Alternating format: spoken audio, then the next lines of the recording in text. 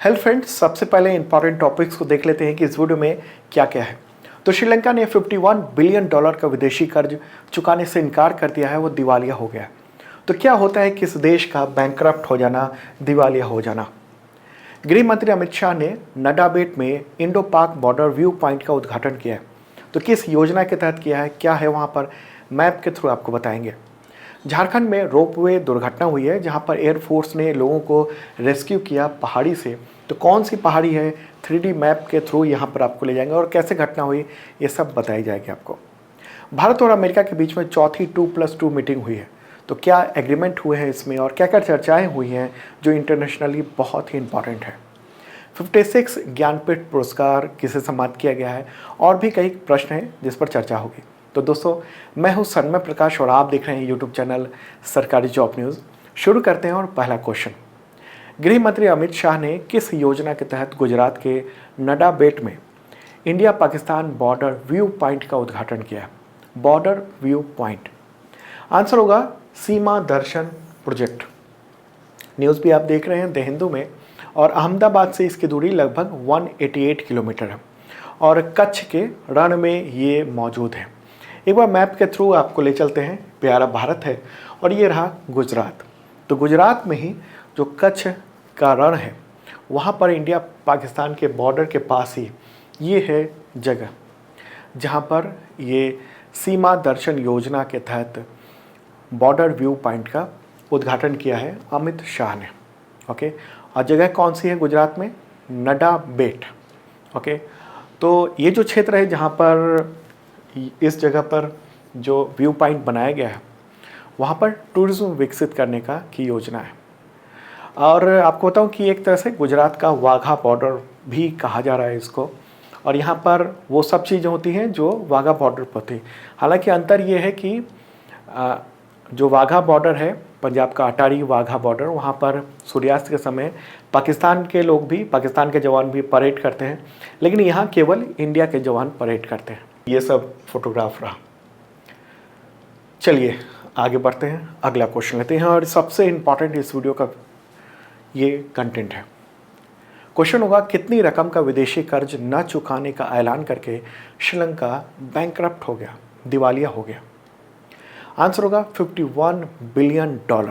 News आप देख रहे हैं और द हिंदू ने भी लिखा है श्रीलंका को बैंकरप्ट। ओके, बैंकरप्ट हो गया। तो क्या होता है बैंकरप्ट होना, बताते हैं आपको। श्रीलंका का जो वित्त मंत्रालय है उसने 12 अप्रैल को इसकी घोषणा की और कहा कि विदेशी लोन को नहीं चुका सकता है, यानी डिफ़ॉल्ट करने की घोषणा कर दी। श्रीलंका का कहना है कि वो अंतर्राष्ट्रीय मुद्रा कोष यानी इंटरनेशनल मॉनेटरी फंड से बातचीत कर रहा है और वर्तमान परिस्थिति में उसके लिए संभव नहीं है कि लोन का रिफंड करे या फिर ब्याज तक चुकाए, मतलब ब्याज चुकाने को भी पैसे नहीं है। हालांकि श्रीलंका ने कहा है कि ये अस्थायी है और श्रीलंका ने विदेश में बसे श्रीलंकाइयों से कहा है कि वो डॉलर दें, सहयोग करें और देश की मदद करें। ओके, तो श्रीलंका के पास कितनी विदेशी मुद्रा अभी मौजूद है? तो श्रीलंका के पास जो है $1.94 बिलियन की विदेशी मुद्रा मौजूद है और उसे चुकाना कितना है, $51 बिलियन। बिलियन मतलब आप अरब समझ सकते हैं, अरब डॉलर। ओके, श्रीलंका का कहना है कि जो भी थोड़ी थोड़ी बची हुई रकम है उसका यूज़ वो जैसे फूड को इंपोर्ट करने, ईंधन मंगवाने, दवाओं को मंगवाने विदेश से सहित जो भी आवश्यक आयात के लिए ज़रूरी चीज़ें हैं वो सब खर्च किए जाएंगे। ओके, श्रीलंका पर कितना कर्ज है तो आपने देखा $51 बिलियन। लेकिन इससे पहले यानी पिछले साल मात्र $35 अरब का कर्ज था। 2021 की बात कर रहा हूँ और एक साल के अंदर में $51 बिलियन का कर्ज कर लिया श्रीलंका ने। 35 से $51 बिलियन का कर्ज इतना ज़्यादा हो गया है कि ये देश बर्बाद हो गया है कर्ज लेते लेते। ये रकम अभी तुरंत उसे चुकानी नहीं थी, मतलब $51 बिलियन है तो कुछ इस महीने चुकाना है, कुछ अगले महीने चुकाना है, कुछ 2 महीने 3 महीने बाद चुकाना है, कुछ अगले साल भी चुकाना है। तो श्रीलंका ने कह दिया कि फ़िलहाल हमारे पास कोई डॉलर वॉलर है नहीं, विदेशी मुद्रा है नहीं, तो हम चुका नहीं सकते हैं। ओके, और सभी कर्जदारों को कहा है कि हम फेयर एंड इक्वल ट्रीटमेंट कर रहे हैं। मतलब हमारे पास जो रकम है ऐसा नहीं है कि इसमें से हम कुछ ब्याज दे दें, ओके। तो इसलिए हम सभी को इक्वल ट्रीटमेंट कर रहे हैं। हालांकि ये जो ऐलान किया श्रीलंका ने कि हम कर्ज नहीं चुका सकते हैं और एक तरह से बैंकरप्ट हो गए हैं, तो उसके बाद डॉलर की कीमत ये हो गई है कितना, 320 श्रीलंकाई रुपीज़ है। और ये और गिरेगा, लगातार गिरता जाएगा। अभी तो आप 320 रुपया श्रीलंकाई रुपया देख रहे हैं $1 का, और उसके बाद भी और गिरेगा, ओके। तो यहाँ सवाल है कि किसका कितना कर्ज है। जो उसने श्रीलंका ने जो कर्ज ले लिया है, मतलब कर्ज के बोझ के तले डूब गया है एक तरह से। तो उसमें उसका जो टोटल जो कर्ज है $51 बिलियन का, उसमें से सबसे ज़्यादा जो कर्ज है वो 47% है। ये मार्केट बोरोइंग है। मार्केट बोरोइंग क्या होता है? मार्केट बोरोइंग का मतलब ये हुआ कि बॉन्ड जारी करना है। सरकार ने बॉन्ड जारी किया डॉलर या यूरो में, और उसको मार्केट में उतारा, और दुनिया भर से लोगों ने उसको बॉन्ड खरीदा, लोगों ने या सरकारों ने या बड़े बड़े संगठनों ने, ओके। और उस पर ये सरकार कहती है कि हम इस पर इतना % का ब्याज देंगे। तो ये हमारा, हर देश ऐसा करता है, बॉन्ड जारी करता है। लेकिन ये 47% है। 10% जो है चाइना का लोन है। चाइना ने इतना लोन दिया उसको कि वो अभी हालत ख़राब हो चुकी है। 13% जो उसका टोटल लोन का 13% है वो ADB से, यानी एशियन डेवलपमेंट बैंक से, ओके। 10% जापान से लोन ले रखा है उसने। 9% वर्ल्ड बैंक से लोन ले रखा है। वर्ल्ड बैंक जो है वो डेवलपमेंट के लिए लोन देता है, और IMF यानी इंटरनेशनल मॉनिटरिंग फंड जो है वो किसी देश को की अर्थव्यवस्था को उबारने के लिए देता है। जैसे श्रीलंका बैंकरप्ट हो गया, तो उसको उबारने के लिए अब IMF के पास जाना है। अच्छा, टोटल लोन का 2% जो है वो इंडिया ने दिया है उसे, और अभी हाल ही में $1 बिलियन का बैंक क्रेडिट भी दिया इंडिया ने, ताकि आप इंडिया से कुछ सामान मंगवा लो। क्रेडिट दिया मतलब उधार का उतना उधार ले सकता है वो, ओके। और 9% जो है वो अलग तरह का कर्ज है। अब सवाल यहाँ पर होता है कि क्या श्रीलंका ने खुद को दिवालिया घोषित किया है? तो नहीं, देखिए, दिवालिया घोषित आमतौर पे कोई देश नहीं करता है, ओके। लेकिन एक तरह से कह सकते हैं कि वो दिवालिया हो गया है। क्यों? क्योंकि कोई भी देश जो लोन को नहीं चुका पाता है वो दिवालिया यानी बैंकरप्ट करार कर दिए जाते हैं। द हिंदू सहित कई जो प्रतिष्ठित न्यूज़पेपर है उसने हेडिंग में ही बैंकरप्ट श्रीलंका ही लिखा है, ओके। BBC ने अपनी रिपोर्ट में JNU के इकोनॉमिक्स के प्रोफेसर हैं अरुण कुमार, उनके हवाले से लिखा है कि दिवालिया होने का मतलब है, किसी देश के दिवालिया होने की बात हो रही है, व्यक्ति के नहीं। दिवालिया होने का मतलब है किसी देश का कि उसकी क्रेडिट रेटिंग लगातार ख़राब हो रही है। जैसे अभी श्रीलंका के साथ हो रहा है, तो अंतर्राष्ट्रीय वित्तीय जो संस्थान है उनका इस देश से भरोसा उठ जाता है कि अब कर्ज लौटना भी मुश्किल है। तो कर्जदाता कर्ज की अदायगी की तारीख बढ़ाने से भी इनकार कर देते हैं, और क्रेडिट रेटिंग लगातार ख़राब होती रहती है। तो ऐसे में क्या होता है कि इसको कर्ज मिलना मुश्किल हो जाता है। तो यह सवाल उठता है कि दिवालिया होने का यानी बैंकरप्ट होने से श्रीलंका पर क्या असर होगा। तो सबसे पहले आप समझिए कि एक व्यक्ति के दिवालिया होने और एक देश के दिवालिया होने में फ़र्क है। अगर कोई व्यक्ति बैंकरप्ट होता है तो सरकार दिवालिया कानून के तहत उसकी संपत्ति को जब्त कर लेती है, और उस संपत्ति को बेचकर जिन्होंने कर्ज दिया है तो वो उसका पैसा उन सबको बांट दिया जाता है।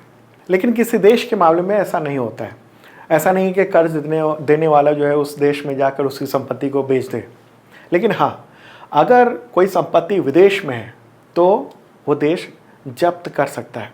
जैसे कि 2012 में अर्जेंटीना बैंकरप्ट हो गया था, दिवालिया हो गया था, और वो कर्ज नहीं चुका पा रहा था। 2012 की बात है। तो उस समय घाना में एक ट्रेनिंग शिप पड़ा हुआ था, मतलब दूसरे देश में। तो उस ट्रेनिंग शिप को जब्त कर लिया गया था, एक दूसरे देश ने जब्त कर लिया था, ओके। और जब भी कोई देश डिफ़ॉल्ट करता है तो उसका फिर सॉल्यूशन निकाला जाता है, जैसा कि श्रीलंका के साथ होगा। रीनेगोशिएशन होता है, मतलब जिन लोगों ने कर्ज दिया है वो लोग इससे बात करेंगे।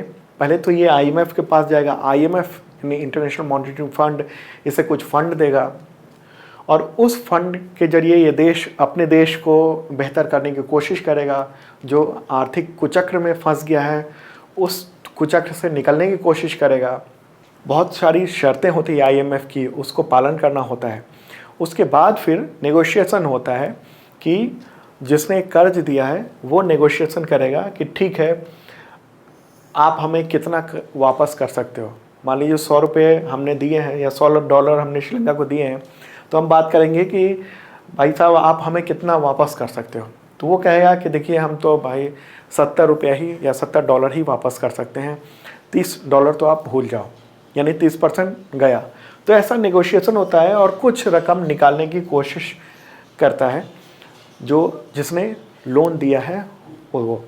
तो हालांकि श्रीलंका ने कहा है कि हम पैसा सारे चुका देंगे, अभी अस्थायी रूप से हमने ये कर्ज की अदायगी को रोका है। ओके, तो रीस्ट्रक्चरिंग ही होता है आमतौर पर। श्रीलंका की हालत बहुत ही ख़राब है, आपको पता होगा। 2 भाई हैं, एक राष्ट्रपति हैं गोटाबाया राजपक्षे और एक प्रधानमंत्री हैं महिंदा राजपक्षे। यही दोनों मेनली सरकार चला रहे हैं। 2 और भाई हैं, वो सब मंत्री थे, आजकल वो उन्होंने इस्तीफ़ा दे दिया है। बहुत हालत ख़राब है वहाँ की। स्टॉक मार्केट मतलब एक दिन में कुछ ही घंटे चल रहा है, 2 घंटे 1 घंटे वहाँ का। क्यों? क्योंकि वहाँ बिजली नहीं है, लोग सड़कों पे आ गए हैं और प्रेसिडेंट और प्राइम मिनिस्टर के इस्तीफे की मांग कर रहे हैं। 14 घंटे की बिजली कटौती हो रही है। एग्जामिनेशन नहीं हो रहे हैं क्योंकि कागज़ ही नहीं है और कागज़ आयात करने के लिए डॉलर नहीं है। ओके, यहाँ पर कई लोगों को कन्फ्यूजन होगा कि उसके पास क्या अपने रुपए नहीं बचे हैं जो दूसरे देश से ले सकता है। देखिए भाई साहब कि अगर आपको बाहर से ट्रेड करना है, बाहर से कुछ मंगाना है, तो आपके पास डॉलर होना चाहिए। डॉलर ही अंतर्राष्ट्रीय तौर पर मान्यता प्राप्त एक मुद्रा है और उसी के थ्रू आप ट्रेड कर सकते हैं, उसी के थ्रू आप खरीद सकते हैं।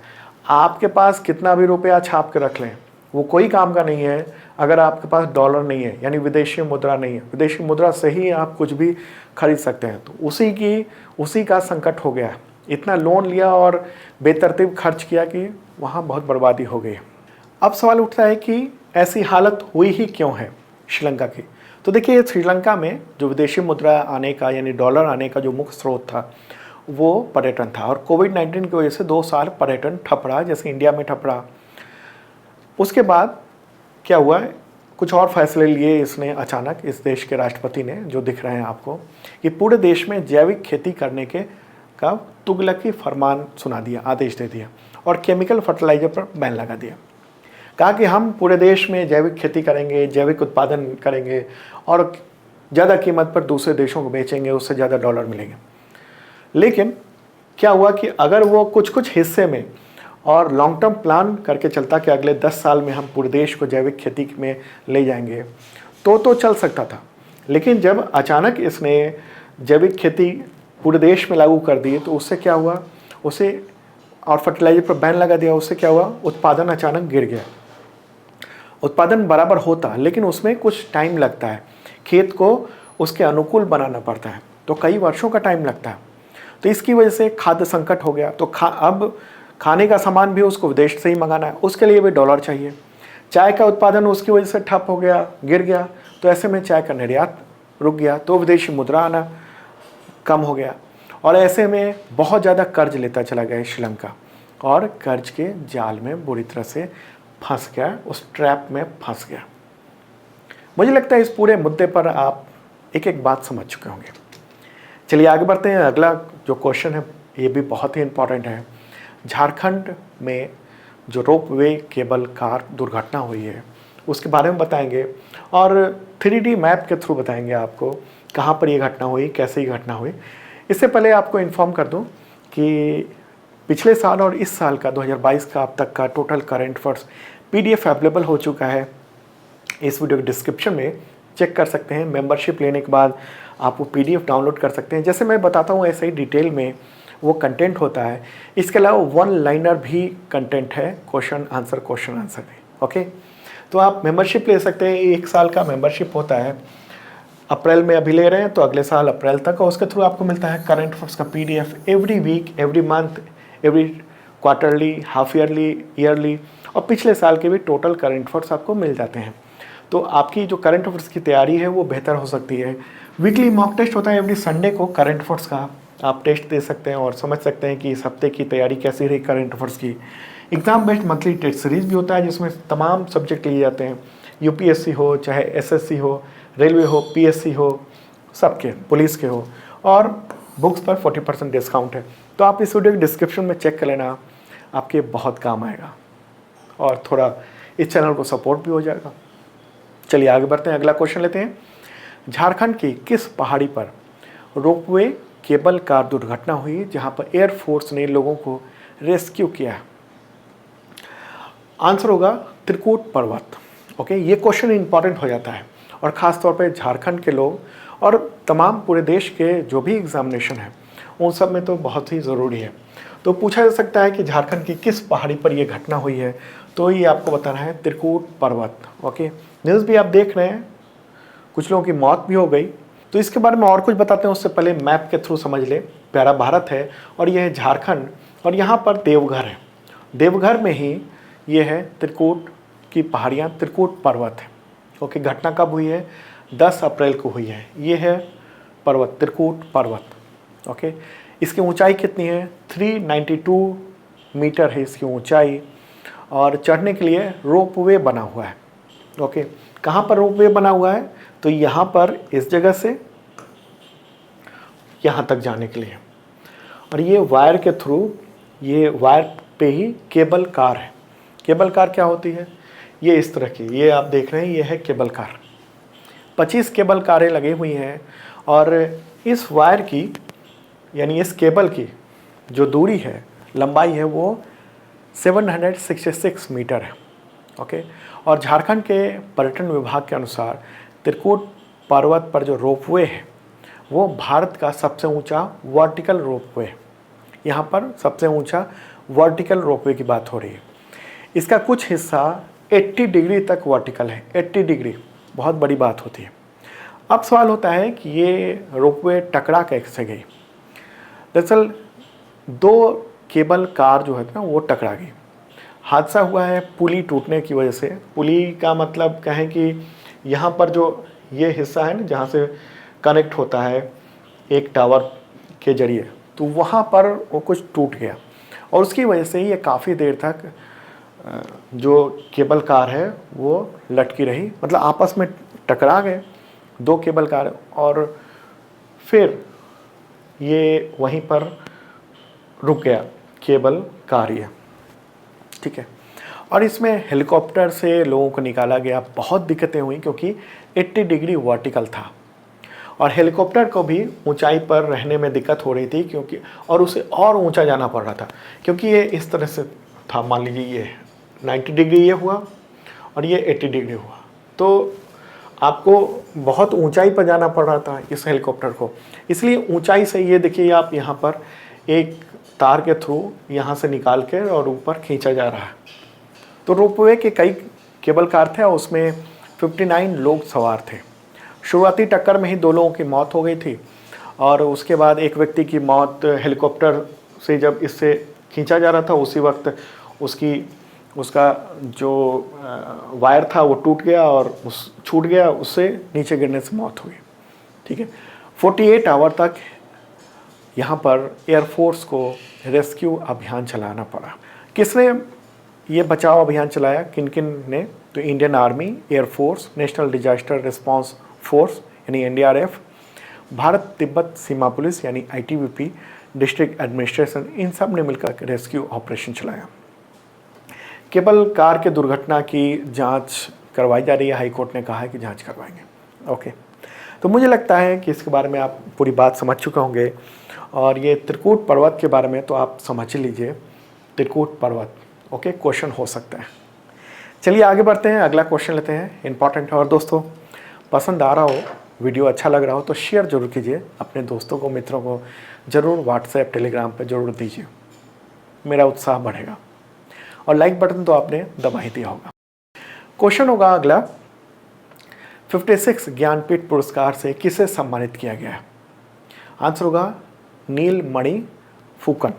ओके, न्यूज़ आप देख रहे हैं। देखिए, इस अवार्ड की घोषणा तो 2021 में ही हो गई थी, लेकिन अभी अप्रैल में ये अवार्ड दिया गया है।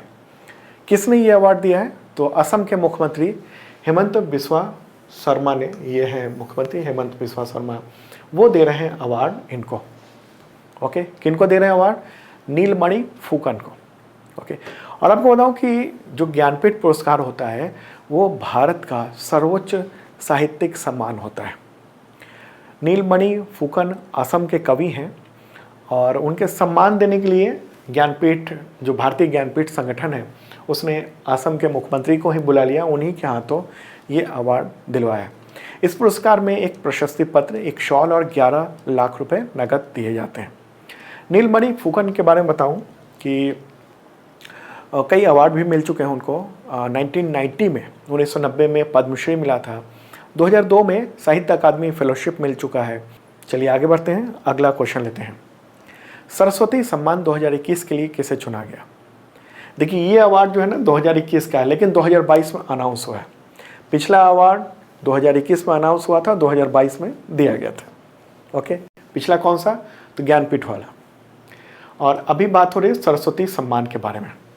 तो सरस्वती सम्मान 2021 किसे देने का ऐलान हुआ है?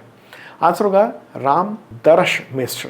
ओके, राम दरश मिश्र वरिष्ठ कवि हैं, लेखक हैं, और ये सम्मान उनके काव्य संग्रह मैं तो यहाँ हूँ इसके लिए दिया गया है। इसकी घोषणा के बिरला फाउंडेशन ने की है। के बिरला फाउंडेशन है वही ये सरस्वती सम्मान देता है। चलिए आगे बढ़ते हैं, और अगला बहुत ही इंपॉर्टेंट क्वेश्चन है ये।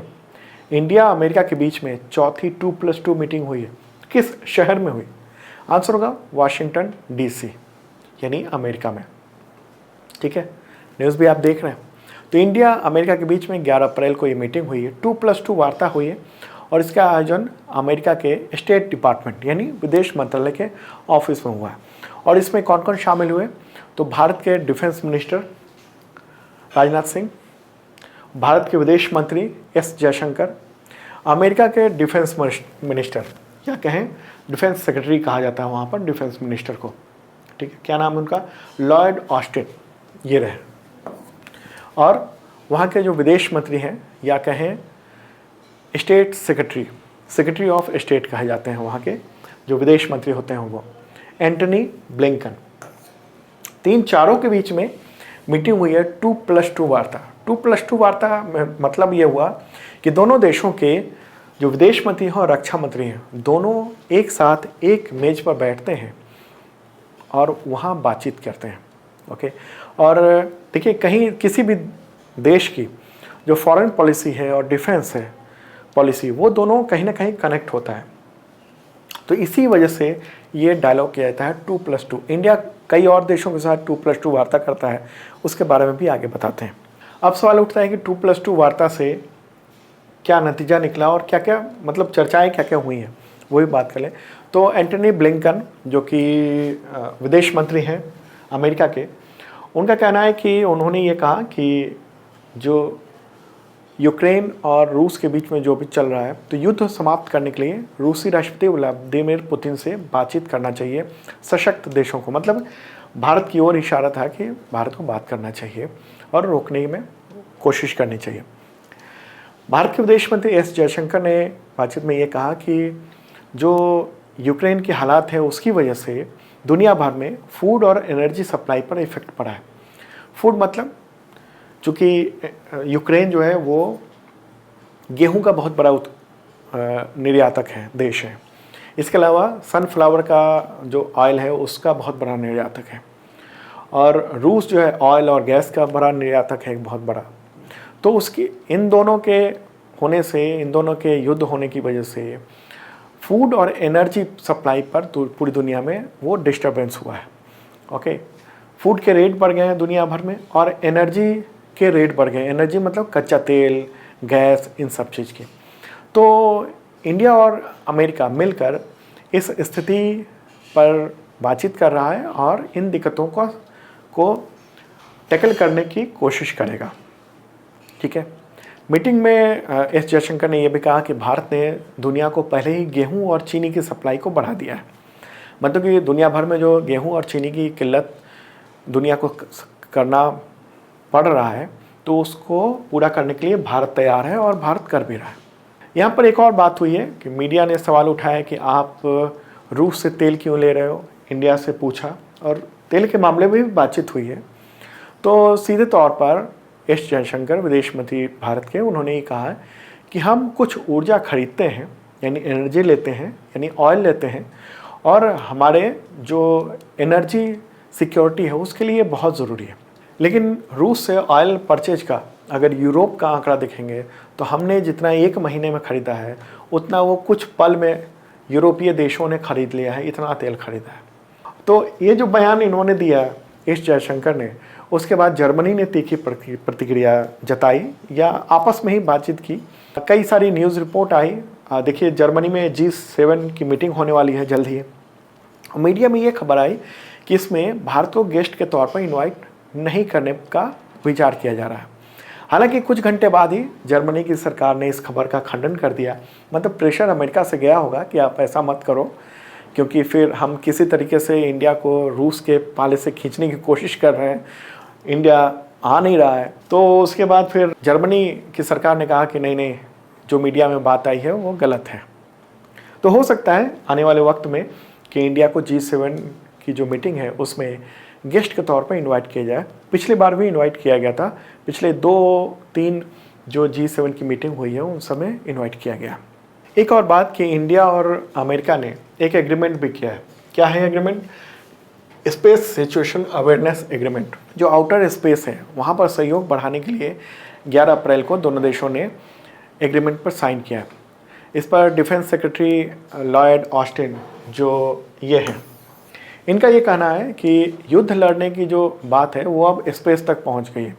तो इसीलिए हम लोग आउटर स्पेस में और साइबर स्पेस में भी वहाँ एक दूसरे को सहयोग करेंगे, और जो वॉर के नए जो पद्धति, नए तरीके होने वाले हैं उस पर एक दूसरे देशों को सहयोग किया जाएगा। और चीन के खिलाफ अमेरिका ने कहा कि हम साथ देंगे, और कहा कि चीन जो है वो इंडिया के बॉर्डर या कहें LAC पर ड्यूल यूज़ इंफ्रास्ट्रक्चर तैयार कर रहा है, यानी वहाँ पर गांव बसा रहा है और वहाँ पर सेना के रहने की जगह भी बना रहा है। ओके, तो एक तरह से अमेरिका ने कहा कि हम आपको सपोर्ट करेंगे, आपके साथ खड़े रहेंगे। लेकिन आप ये समझ लीजिए कि यूक्रेन के साथ भी ऐसे ही खड़ा था वो अमेरिका, और जब मदद की बात आई तो गायब है, वहाँ कोई मदद नहीं मिल पा रही है यूक्रेन को। ओके, तो ये तो दूर की बात है कौन कब मदद करने आएगा, लेकिन अमेरिका ने कहा। 2+2 वार्ता जो हुई है उससे ठीक पहले प्रधानमंत्री नरेंद्र मोदी और अमेरिका के राष्ट्रपति जो बाइडेन के बीच में भी वर्चुअली बातचीत हुई है। हाँ, और यहाँ पर बता दूँ कि किन किन देशों के साथ भारत का 2+2 वार्ता होती है। तो अमेरिका के साथ तो हुई है, ये 2018 में शुरू हुई थी और ये चौथी मीटिंग थी 2+2 मीटिंग। ओके, इसके अलावा जापान के साथ भी 2+2 मीटिंग होती है, 2019 में शुरू हुआ था, हर साल हो रहा है। ऑस्ट्रेलिया के साथ 2021 में पहली 2+2 वार्ता हुई थी, ओके, 2021 में, फिर 2022 में। रूस के साथ पहली मीटिंग हुई है दिसंबर 2021 में 2+2 वार्ता। मतलब कि 4 देशों के साथ इंडिया 2+2 वार्ता कर रहा है। ये क्वेश्चन हो सकता है आपसे तमाम एग्जामिनेशन में कि किन देशों के साथ इंडिया 2+2 वार्ता करता है, और इंटरनेशनल रिलेशन के जो UPSC चाहे PSC के जो एग्जामिनेशन है उसके लिए तो इम्पॉर्टेंट है ही। कौन कौन? अमेरिका, जापान, ऑस्ट्रेलिया और रूस, इन 4 देशों के साथ 2+2 वार्ता होती है इंडिया की। चलिए आगे बढ़ते हैं। कैसा लग रहा है कमेंट बॉक्स में ज़रूर बताना, और कोई बात हो जो भी मैं बता रहा हूँ उस पर तो आप कमेंट कर सकते हैं। हम लोग कोशिश ये करते हैं कि आपके हर सवालों का जवाब दें। हमारी एक टीम है और उसके कुछ सदस्य लगातार तमाम जो भी कमेंट्स हैं उस पर उसको देखते हैं, और जहाँ ज़रूरत पड़ती है वहाँ कमेंट का जवाब देते हैं। तो आप कमेंट कर सकते हैं। चलिए आगे बढ़ते हैं, अगला क्वेश्चन लेते हैं। अम्बेडकर जयंती कब मनाई जाती है? आंसर होगा 14 अप्रैल। इसी दिन 14 अप्रैल 1891 यानी 1891 को बाबा साहेब डॉक्टर भीमराव अम्बेडकर का जन्म हुआ था। इस दिन को भीम जयंती भी कहा जाता है। डॉक्टर अम्बेडकर वो भारत के संविधान के ड्राफ्टिंग कमेटी के चेयरमैन थे, बाद में देश के पहले कानून मंत्री बने। वकालत उनकी बहुत मशहूर थी। बचपन से उन्होंने दलितों से होने वाले छुआछूत और भेदभाव को झेला और इसके विरोध में मुखर भी रहे, आंदोलन किया और उनको 1990 में मरणोपरांत देश के सर्वोच्च नागरिक सम्मान भारत रत्न से सम्मानित किया गया था। अगला क्वेश्चन, विश्व चगास रोग दिवस ये कब मनाया जाता है? आंसर होगा 14 अप्रैल को। ये वर्ल्ड हेल्थ असेंबली ने इस दिवस को घोषित किया हुआ है। इस बीमारी को दूसरे नाम से भी जाना जाता है, अमेरिकन ट्रिपैनोसोमियासिस, इस नाम से भी जाना जाता है। ये जो बीमारी है वो ट्राइटोमाइन नाम के परजीवी के शरीर में प्रवेश करने से होता है। एक परजीवी आ जाता है कीट से और उसके बाद वो परजीवी शरीर में प्रवेश कर जाता है, इससे बुखार होता है, लोगों की मौत भी हो सकती है। WHO का जो मुख्य संगठन है विश्व स्वास्थ्य सभा, तो उसी ने घोषित किया हुआ है। आगे बढ़ते हैं, अगला क्वेश्चन, FIH जूनियर महिला हॉकी विश्व कप 2021 किस देश की टीम ने जीत लिया? आंसर होगा नीदरलैंड। आप देख रहे होंगे 2021 लिखा हुआ है, लेकिन ये आयोजन हुआ है 2022 में। ठीक है, पिछले साल आयोजित हो नहीं पाया था। क्यों नहीं हो पाया था? क्योंकि कोविड-19 का बहुत बुरा दौर चल रहा था। तो आप देख रहे हैं पोस्टर, और ये 2021 का है और जो कि आयोजित हुआ है 1 से 12 अप्रैल 2022 को। तो नीदरलैंड की टीम ने चौथी बार ये जूनियर महिला हॉकी वर्ल्ड कप को जीत लिया है। FIH वर्ल्ड कप था और सेकेंड स्थान पर जर्मनी, तीसरे पे इंग्लैंड रहा। इंडिया किस पोजीशन पर रहा है? तो इंडिया 4th स्थान पर रहा। तो हॉकी का मैच कहाँ पर आयोजित किया गया था? तो साउथ अफ्रीका में किया गया था। ओके, नीदरलैंड की टीम ने जीता। नीदरलैंड की राजधानी क्या है? एम्स्टर्डम। मुद्रा क्या है? यूरो। अगला क्वेश्चन, जलियांवाला बाग हत्याकांड की 103वीं बरसी कब मनाई गई? आंसर होगा 13 अप्रैल को। ओके, इस साल हम उस आतंक के 103वीं बरसी मना रहे हैं और ये नरसंहार था, पूरे देश को हिलाकर रख दिया था इसने। पंजाब के अमृतसर के जो जलियांवाला बाग है वहाँ पर हजारों लोग एकत्रित हुए थे 13 अप्रैल 1919 को और जनरल डायर के आदेश पर वहाँ पर गोलियों की बौछार करवा दी गई। 25,000 लोग मौजूद थे। ब्रिटिश सरकार ने कहा कि 300 कुछ लोग मरे। उस समय कांग्रेस ने कहा कि 1,000 से ज़्यादा लोग मरे। तो एग्जैक्ट आंकड़ा का पता नहीं है, बहुत लोग मारे गए थे और हजारों लोग घायल हुए थे। यहाँ से निकलने का एक ही रास्ता था जहाँ से गोलियों की बौछार हो रही थी, जहाँ पर जनरल डायर था। तो दोस्तों ये था करंट अफेयर्स। कैसा लगा कमेंट बॉक्स में ज़रूर बताना और शेयर ज़रूर कर दीजिए इस वीडियो को। जिन लोगों ने सब्सक्राइब नहीं किया है ज़रूर कर लें। और आप ऐप भी डाउनलोड कर सकते हैं सरकारी जॉब न्यूज़ का। गूगल प्ले पर जाइए, सरकारी जॉब न्यूज़ सर्च कीजिए और ये लोगो आपको दिखेगा, इस लोगो पर क्लिक करें और डाउनलोड कर लें। इसके थ्रू आप करंट अफेयर्स के बारे में बहुत सारी इन्फॉर्मेशन जो डेली आता है वो सब भी देख सकते हैं और मेंबरशिप ले चुके लोग तो तमाम PDF डाउनलोड कर सकते हैं। ओके, वैसे डेली का जो PDF होता है वो फ्री होता है। इस वीडियो की डिस्क्रिप्शन में मैंने लिंक भी उसका दे दिया है। तब मिलते हैं अगले वीडियो में।